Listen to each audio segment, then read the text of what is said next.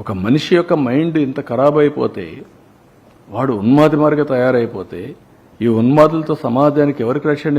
మీ పిల్లలకు రక్షణ? లేదంటే మీ ఇంట్లో మీ మిస్సెస్ రక్షణ ఉంటుందా? ఆడబిడ్డ బయట వస్తుందా? ఎక్కడికి పోతున్నా? ఇవి కంట్రోల్ చేయాల్సిన మెకానిజం రాజకీయ నాయకులు ఇష్టానుసారంగా సపోర్ట్ చేయడమా? అంటే ఏమనుకుంటున్నారు? ఏం చేసినా జరిగిపోతుంది అనుకుంటే ఎట్లా అవుతుందండి? నాకేం కోపంతోనూ తీవ్రవాదులపైన పోరాడానా? కోపంతో ఫ్యాక్షన్ రాజకీయాల పైన పోరాడానా? నా కోపంతో లేకపోతే కమ్యూనల్ వైలెన్స్ పైన పోరాడానా? రౌడీల పైన పోరాడానా? ఆ రోజు వాళ్ళు సెపరేట్, రాజకీయ ముసుగులో ఉండే కమ్యూనల్ ఎలిమెంట్స్ కూడా హ్యాండిల్ చేశాం. తీవ్రవాదులు కూడా కొంతమంది సపోర్ట్ చేస్తే వాళ్ళని ఐసోలేట్ చేసి ఎడ్యుకేట్ చేసి ఫైట్ చేశాం.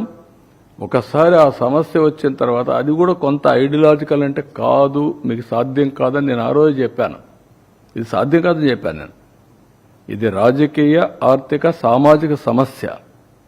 దీన్ని మీరు ఒకేదానికి ఇది తుపాకీతో మేము మొత్తం మార్చేస్తామంటే కుదరదని నా థీరీ. నేను ఫస్ట్ నుంచి అది చెప్తున్నా. రౌడీజం చేస్తే ఏమవుతుంది తెలుసా? మీ ఊర్లలో ప్రజలందరూ గుర్తుపెట్టుకోవాల్సిన అవసరం ఉంది ఈ విషయంలో. ఒక ఊర్లో ఒక మంచివాడు ఉంటాడు. మంచివాడు ఊరంతా సపోర్ట్ చేస్తారు. ఒకడు రేప్ చేసో, మర్డర్ చేసో, లేదంటే ఇంకొక తప్పుడు పని చేసి జైలుకు పోయి వస్తాడు. వాడు బస్తీ మీద సవాలంటాడు. పెద్ద మనిషి సరెండర్ అయిపోతాడు. నాకెందుకు వచ్చింది వాడితోని? ఊరంతా సరెండర్ అయిపోతారు. ఇదేనా పద్ధతి?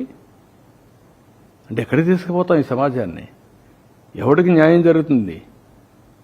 ఒక రౌడీ శాసించే పరిస్థితులు ఒక ఊర్లో వస్తే మీరందరూ ఆలోచిస్తారా? చాలాసార్లు చెప్తా ఉంటాను నేను. మీ అమ్మాయికి పెళ్లి చేయాలంటే ఎంతమంది చూస్తారా? ఎన్ని తరాలు చూస్తారా మీరు?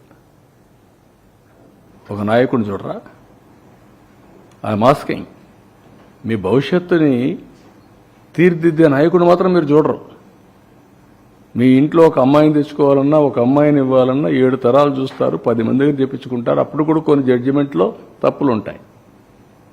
కానీ ఒక నాయకుడి విషయాల్లో మీరు ఆలోచించకపోతే ఏం చేస్తారు మీరు? ఎట్లా న్యాయం జరుగుతుంది రాష్ట్రానికి? ఎవరన్నా రాశారనుకో, దానికి ఒక కలర్.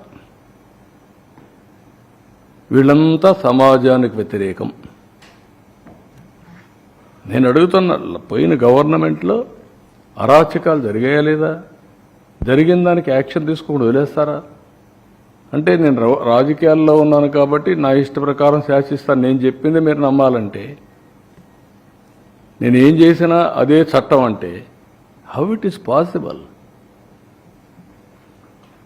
తప్పంటున్నాను. అది మీరన్నా మారాలి, లేకపోతే మీరు మార్చాలి రాష్ట్రానికి. లేకుంటే రక్షణ ఏముందండి ఈ స్టేట్కి?